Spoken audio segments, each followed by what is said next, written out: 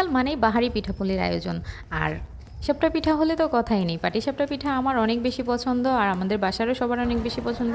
শুধু আমাদের বাসার না, আমি মনে করি পাটিসাপটা পিঠাটা ভালোভাবে বানালে সেটা সবারই অনেক বেশি পছন্দ। তো আমিও পাটিসাপটা পিঠা বানিয়েছি আমাদের বাসার সবার জন্য, সবাই খেয়েছি এবং সাথে এক জায়গায় নিয়েও যাব। তো আমার ছেলের স্কুলের টিচার বলতেছিল যে আপা, আপনাদের এলাকায় থাকি, শীত চলে আসছে, পিঠা কবে খাওয়াবেন?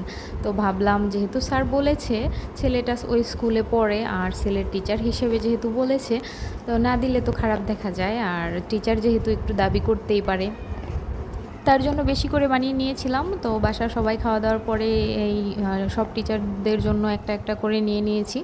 তো এখন হচ্ছে এগুলো সব বক্সে ভরে আমি হচ্ছে চলে যাব স্কুলে, স্কুলে নিয়ে যাব টিচারদের জন্য।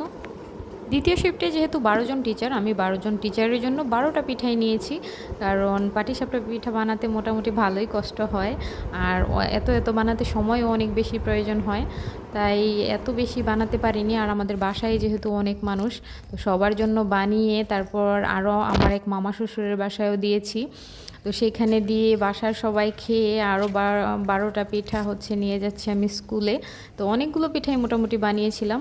এই তো আমি রেডি হয়ে এখন চলে যাচ্ছি স্কুলের উদ্দেশ্যে পিঠার বক্স নিয়ে। এই তো চলো স্কুলে চলে এসেছি, আর হচ্ছে সবাইকে পিঠা দিয়ে টিচারদের, আমি ছেলেকে নিয়ে স্কুল থেকে চলে যাচ্ছি। আজকে এই পর্যন্তই, সবাই ভালো থাকবেন, টাটা বাই বাই, আল্লাহ হাফেজ, আসসালামু আলাইকুম।